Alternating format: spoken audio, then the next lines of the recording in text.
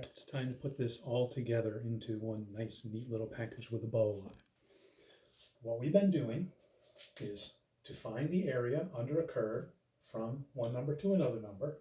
We break that up into so many rectangles, and then we use some representative x value from within each rectangle, right? We might use the left endpoint, we might use the right endpoint, we might use the midpoint, but some representative value for x to give us the height of that rectangle. Then we multiply the height of the rectangle times the width of the rectangle, add them all together, and that gets our approximation. We have some error, some underestimation there, some overestimation there. That'll help cancel it out a little bit, but we'll still be off. A way to get a better approximation here, a better estimate, is to use more rectangles. Each time we use more rectangles, these little areas that we're missing, or on this side, the little areas we're getting extra, get smaller, right? That's our error. If the error is getting smaller, then our approximation is getting better. If we do even more rectangles, those little areas will be even smaller. So, cut it into rectangles, plug some representative value for x into the function to get the height of the rectangle, multiply it by the width of the rectangle, which is just the length of the interval divided by how many rectangles there are. Take more and more and more rectangles, and you get closer and closer to the real thing.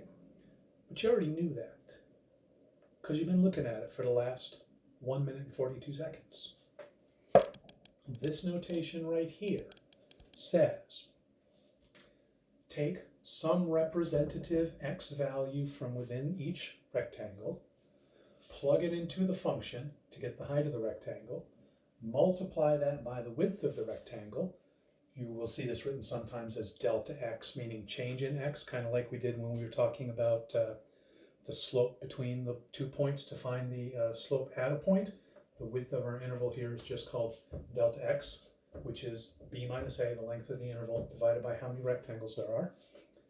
This says add them all up, which is what we've been doing, from the first one to the nth one. Oh, x star means representative x value. I means from which rectangle you're in. So I1 would be the first rectangle, I2 would be the second, etc.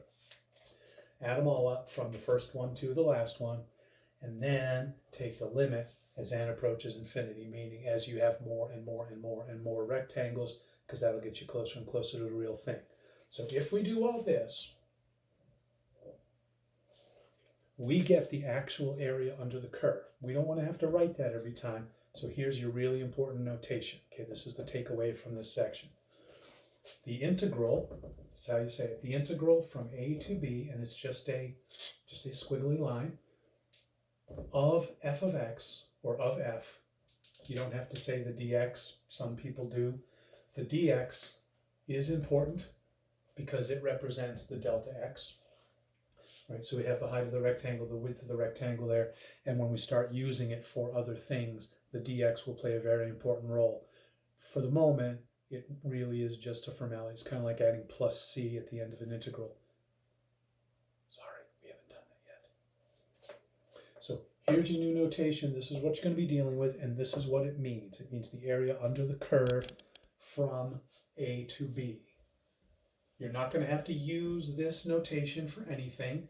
We normally would do a little bit more with it, but we're not going to this semester for the obvious reasons. It's not going to handicap you to not have done the extra stuff.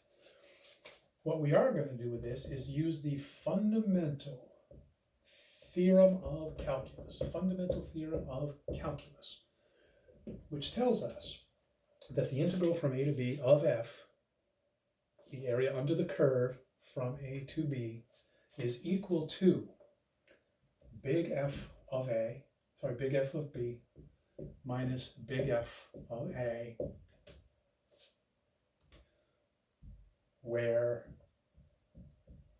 f is any, here it is, antiderivative